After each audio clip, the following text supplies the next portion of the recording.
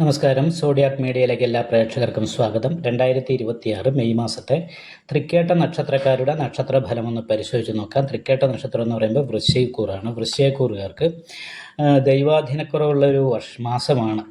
അതേപോലെ നിവർത്തി സ്ഥാനാധിപതി അനിഷ്ടസ്ഥാനത്ത് അഷ്ടമത്തിലാണ് പോയി നിൽക്കുന്നത്. അപ്പോൾ സർവ്വേശ്വരകാരകനായിരിക്കുന്ന വ്യാഴവും ശുക്രനും നഷ്ടസ്ഥാനത്ത് അഷ്ടമത്തിൽ നിൽക്കുന്നു എന്ന് പറയുമ്പോൾ എല്ലാ കാര്യങ്ങൾക്കും പൊതുവെ തടസ്സങ്ങളും പ്രതിസന്ധികളും ഉണ്ടാകാനുള്ള സാധ്യതയാണ്.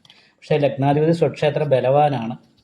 എങ്കിലും 5ാം ഭാവത്തിൽ നിൽക്കുന്ന ശനി മാനസികമായിട്ടുള്ള ടെൻഷൻ, പിരിമുറുക്കം ഇങ്ങനെയുള്ള വിഷയങ്ങൾ ഉണ്ടാക്കുക. അതേപോലെ വീട് വിട്ട് നിൽക്കാനിട വരിക. വീട്ടിൽ നിൽക്കുമ്പം സന്തോഷിക്കുമ്പോൾ പെട്ടെന്ന് ടെൻഷൻ ഉണ്ടാകുക.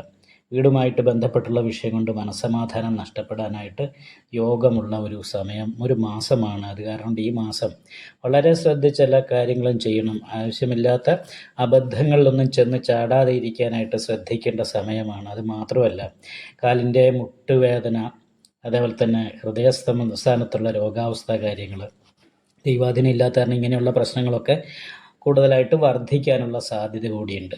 അപ്പോൾ അത് കാരണം കൊണ്ട് നവഗ്രഹ പൂജ ചെയ്യുന്ന ക്ഷേത്രത്തിൽ നവഗ്രഹ പൂജ ചെയ്യണം. അതേപോലെ വിഷ്ണു ക്ഷേത്രത്തിൽ നെയ്വിളക്കും ഭാഗ്യസൂക്താർച്ചനയും ചെയ്യണം. ദേവീ ക്ഷേത്രത്തിലും ഭാഗ്യസൂക്താർച്ചന ചെയ്യണം. പിന്നെ ചെറിയ ഗുരുതി കഴിപ്പിക്കണം. പാൽപ്പായസമോ കടുംപായസമോ എന്തെങ്കിലും പായസം കഴിപ്പിക്കുക. അപ്പോൾ നന്നായിട്ട് പ്രാർത്ഥിക്കണം. നല്ല പ്രാർത്ഥന ഉണ്ടാകണം. കാരണം കുടുംബ സംബന്ധമായിട്ട്, ദാമ്പത്യ സംബന്ധമായിട്ടുള്ള പ്രതിസന്ധികൾ ഉണ്ടാകുക, എന്തിനിറങ്ങിയാലും ഒരു തടസ്സം മുന്നിൽ വരിക എന്ന് പറയുന്നൊരവസ്ഥയാണ്.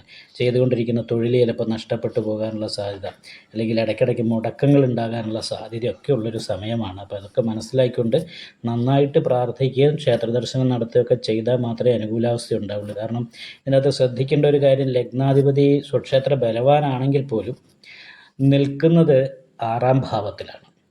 അപ്പോൾ 6ാം ഭാവത്തിൽ ലഗ്നാധിപതി നിൽക്കുന്നു എന്ന് പറയുമ്പോൾ അവനവൻ തന്നെ ശ്രദ്ധക്കുറവ് കൊണ്ട് ഉണ്ടാക്കി വയ്ക്കുന്ന ദോഷങ്ങളുടേതായിരിക്കുന്ന ദുരിതങ്ങൾ അനുഭവിക്കാൻ ഇടവരാനുള്ള സാധ്യത കൂടുതലുണ്ട്. അത് തള്ളിക്കളയാനാവില്ല. ഇപ്പോൾ തൊഴിൽ അന്വേഷിക്കുന്നവർക്ക് തൊഴിലിൻ്റെ കാര്യത്തിൽ തടസ്സം വരിക, അതേപോലെ തന്നെ വിവാഹം കാലതാമസം വരിക, വിവാഹത്തിന് നിശ്ചയിച്ചിരിക്കുകയൊക്കെ പറഞ്ഞിരിക്കുകയാണ്, അതിനൊക്കെ മുടക്കം വരിക.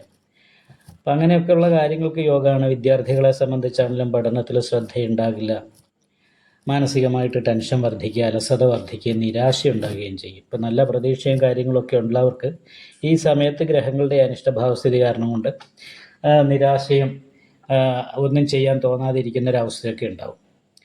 അപ്പോൾ അത് ഈ ദശാസംബന്ധമായിട്ടുള്ള സമയം കൂടി മോശമായിരിക്കുന്നവർക്ക് വളരെ അധികം ബാധിക്കും.